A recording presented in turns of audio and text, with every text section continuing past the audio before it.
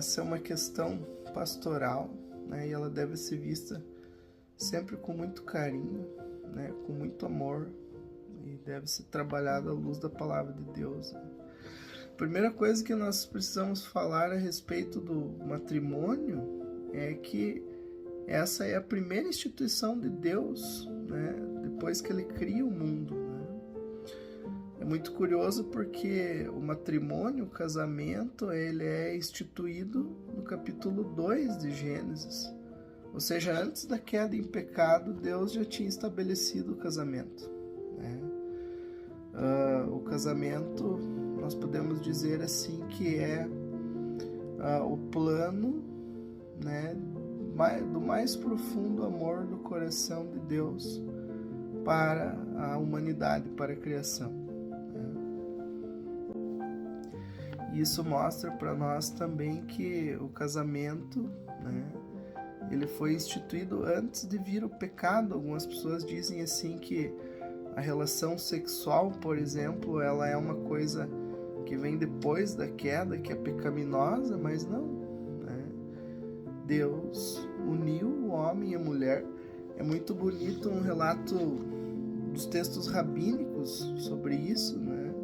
Sobre o casamento de Adão e Eva, né? Então, tem uma história muito bonita que os rabinos contam, né? De como poderia ter sido esse casamento de Adão e Eva, né? Então, quem eram as testemunhas lá? As testemunhas eram os animais de toda a criação, né? E que estavam do lado de Adão, esperando Eva entrar, né? Com toda a sua beleza, com todo o seu glamour, e quem presidiu o casamento foi Deus, né? Foi o próprio Deus quem estava ali como pastor de Adão e Eva, né? E é muito bonita essa visão, e aí toda a criação, todos os animais, né? Todos louvam esse momento e se alegram e batem palmas, né, para Adão e Eva. Então é assim um dos relatos rabínicos, não é o texto bíblico, mas é uma visão muito bonita, assim, talvez uma das mais bonitas que a gente tem desse relato de Gênesis. E porque o casamento é, vamos dizer assim, a concretização desse plano do mais profundo do coração de Deus para a sua criação, que é a família, é o lugar onde o diabo vai querer mais atacar, né? E ele traz consequências devastadoras quando ataca, né?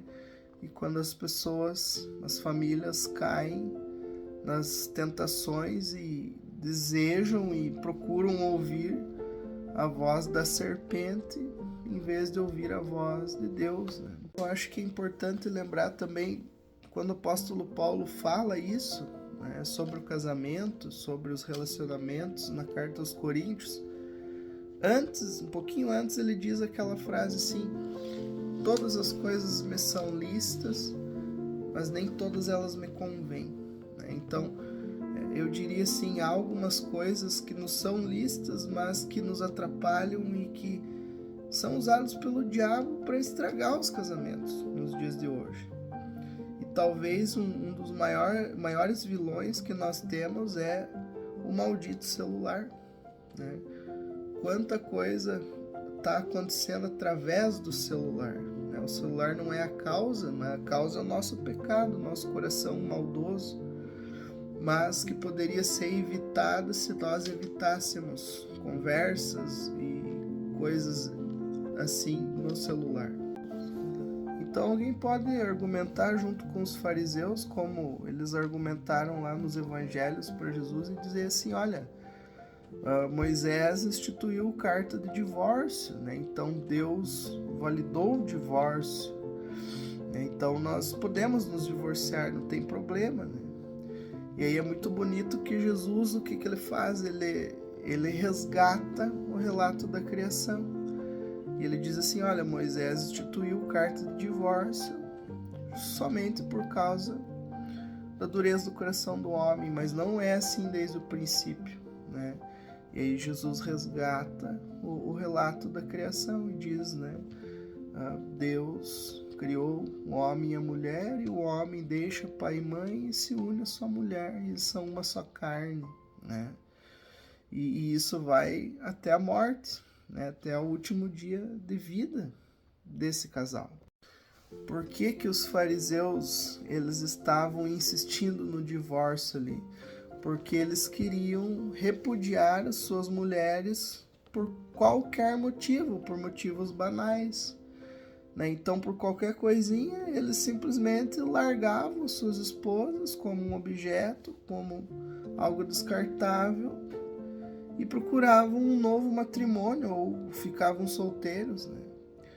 E Deus vê isso, né? Então, por isso Jesus ele diz: olha, não é assim, né? O casamento é feito para durar para a vida toda, né? E Jesus não revoga isso no Novo Testamento. Então, sim, realmente o casamento ele foi feito para ser eterno, até que a morte os separe, né? E a separação é um pecado, né? Eu não diria assim como a separação ser a melhor forma, né? Porque se é um pecado, não existe algo que é melhor, né? Então nós trabalharíamos assim, claro que há situações que são difíceis, né? E nós chamaríamos então do menos pior, né? Ou a linguagem que nós usamos é qual que é o mal maior e o mal menor, né? Então, quando uma separação precisa acontecer, na verdade aquele casamento já acabou há muito tempo, né? Então a separação é só um veredito final de algo que já está acontecendo, né? Quando o casal sai do seu papel.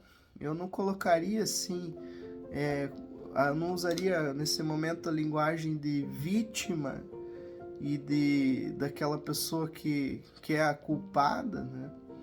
Eu diria que os dois são culpados, né, por causa do pecado, mas sempre quando há uma separação, um tem um pouco mais de culpa que o outro, mas os dois são culpados, né?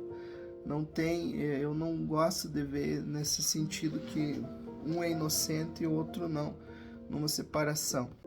Então, de novo, como que a Bíblia trabalha, a Escritura trabalha momentos de separação, né? Quando há, por exemplo, uma traição, né? E quando há aquela questão do jugo desigual, né? O apóstolo Paulo, lá na carta aos Coríntios, na primeira carta, ele vai trabalhar esse tema de uma esposa ou um marido que se casa com um descrente, né? E é muito bonita a forma que o apóstolo Paulo coloca lá, porque ele insiste para que o casal continue casado, né? Ele diz assim, olha, o marido crente santifica sua esposa descrente no lar, e vice-versa, a esposa crente santifica o seu marido descrente, né? Só que aí ele continua dizendo o seguinte: se um dos dois, aliás, se a parte descrente quiser partir, não quiser continuar no relacionamento dentro da vontade de Deus, a parte que foi afetada, vamos usar o caso da esposa, ela fica livre para seguir a sua vida, né? E ter uma nova oportunidade, né? É interessante também que em alguns casos o apóstolo Paulo fala, olha, aqueles que se separaram, eu recomendo que seria melhor que não se casassem de novo, mas que busquem uma vida piedosa, né, no serviço a Deus. Ele fala citando as viúvas também. Então vejam, são essas algumas questões que nós temos. E hoje existe ainda uma questão assim da violência, né, por exemplo, que é uma coisa que infelizmente afeta muitas pessoas, né? Então veja, eu diria que esses são alguns casos, né, em que já há uma separação, porque o que é o casamento? O casamento é a união de duas pessoas egoístas tentando viver juntas e se colocando sob o guiar de Deus. É por isso que o casamento precisa da presença de Deus, porque senão ele não vai dar certo, né? E precisa do perdão mútuo diário, né? Esse é um outro aspecto que a gente pode abordar. Mas quando há essas coisas, você já saiu do seu papel como marido ou esposa. Em vez de você ajudar, né, na vocação, no chamado de trazer ajuda para o outro, você está prejudicando o outro no sentido de machucar o outro, né? Então, uma das coisas que nós dizemos assim, quando você aborda uma possível situação de separação, é a questão da dignidade humana, né? Então, Deus criou os seres humanos à sua imagem e semelhança, e Ele quer preservar as suas criaturas, né? Então, quando eu firo a minha esposa, eu estou ferindo alguém que foi criado por Deus, que é filho de Deus. E vice-versa, quando eu firo o meu marido, eu estou ferindo, eu estou machucando uma criação de Deus, que no casamento foi colocada ali para que eu ajude. E esse é um outro aspecto importante do casamento e da vocação. Geralmente nós procuramos uma pessoa assim que ela vai me completar, ela vai ser a minha cara metade e vai me ajudar. Mas dentro da perspectiva cristã, o casamento funciona da seguinte forma, né? Deus colocou alguém que está clamando por socorro para que eu ajude. Então sou eu que ajudo o outro. Assim são os 10 mandamentos também. Os 10 mandamentos não são antropocêntricos, não são egocêntricos, eles são altruístas, né? Então o foco sempre vai estar no outro, assim como no casamento. Então essa é uma perspectiva que às vezes a gente perde quando vai falar sobre isso também. E a orientação que eu daria nessas situações, como eu disse, às vezes são situações muito tristes, né? Mas a orientação de nós nos lembrarmos de que esse perdão que nós ganhamos de Deus por erros às vezes impronunciáveis que nós cometemos, Deus dá esse perdão para que eu exerça esse perdão com outras pessoas também. E isso acontece no lar, na família, né? Então no sacerdócio do lar, né, dos batizados. A cada dia nós exercitamos e treinamos isso quando nós precisamos perdoar os erros da minha esposa ou do meu marido, porque eu sou a pessoa que mais bem conhece os erros e as falhas do meu marido ou da minha esposa. E eu tenho a oportunidade de perdoar eles. E eu também tenho a oportunidade de ser perdoado por minha esposa ou pelo meu marido. Então, quando ocorre, né, um divórcio, ou quando a gente está enquadrado numa dessas situações em que pode haver um divórcio, né, como traição, como abandono ou violência, né, é importante lembrar também que há a possibilidade daquele que sofreu isso, daquele que foi traído, dele também perdoar e continuar a relação, né? Então há essas duas possibilidades, da pessoa sair do relacionamento ou continuar, né? E de novo, nós sempre vamos orar para que o relacionamento continue, para que o casamento continue, porque há feridas, né, que se abrem quando há uma separação, né? E a vida nossa, nós devemos viver ela na perspectiva da volta do Senhor também.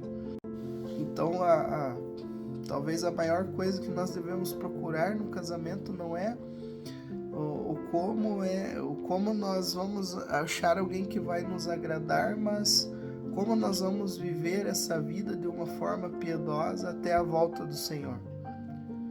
Então, veja, o foco é a vinda do Senhor.